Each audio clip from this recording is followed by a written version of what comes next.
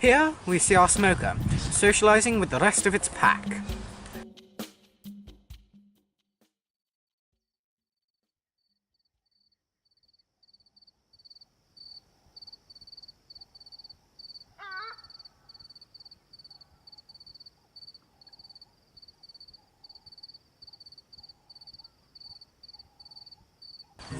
I don't think the others have found out yet.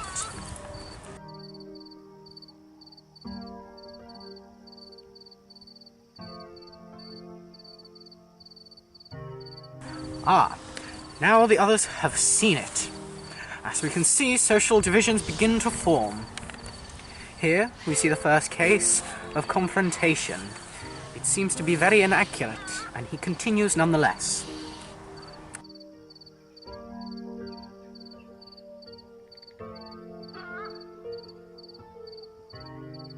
Here is the last member of the original group, a patient one. However, patience won't last long. As we can see, the smoker begins to succumb to his illness, but hopefully he'll live to see another day.